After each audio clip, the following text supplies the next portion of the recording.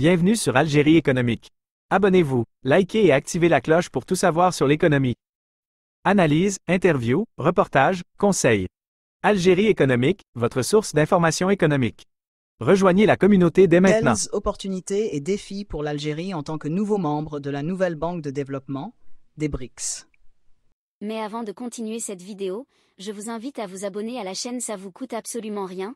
Vous êtes plus de 70% de nos auditeurs à ne pas être abonnés et ça fait une grande différence pour bien évidemment faire la promotion de la chaîne à travers l'algorithme de YouTube. Alors s'il vous plaît cliquez sur le bouton s'abonner. Merci à tous pour votre soutien. Avec son adhésion à la nouvelle banque de développement du groupe des BRICS, l'Algérie s'engage sur un nouveau chemin de coopération financière internationale.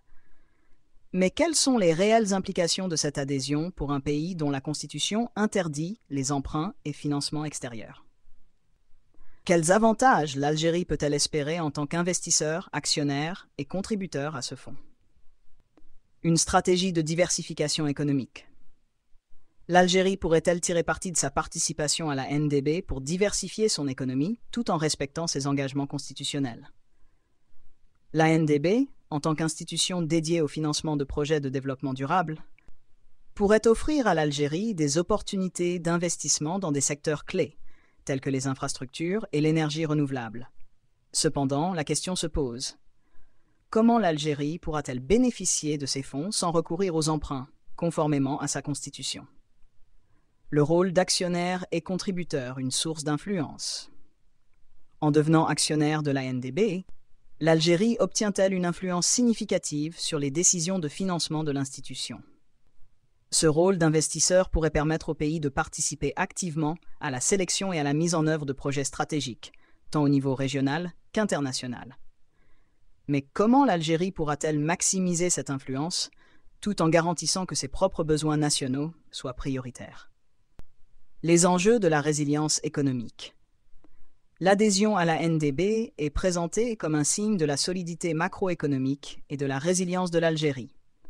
Mais comment cette résilience se traduira-t-elle dans la pratique, en particulier dans un environnement où les financements externes sont constitutionnellement limités? L'Algérie pourra-t-elle utiliser son statut au sein de la NDB pour attirer des partenariats internationaux sans recourir à des emprunts directs? Perspective de croissance à moyen et long terme. La NDB est conçue pour soutenir les marchés émergents dans leur développement durable. Quelles sont les perspectives réelles de croissance pour l'Algérie à travers cette adhésion? Et dans quelle mesure ces perspectives sont-elles compatibles avec les contraintes constitutionnelles du pays? L'Algérie pourrait-elle, par exemple, utiliser son adhésion pour renforcer ses capacités technologiques et industrielles sans compromettre ses principes de non-endettement? Ces questions, parmi d'autres, sont essentielles pour comprendre l'impact de l'adhésion de l'Algérie à la NDB.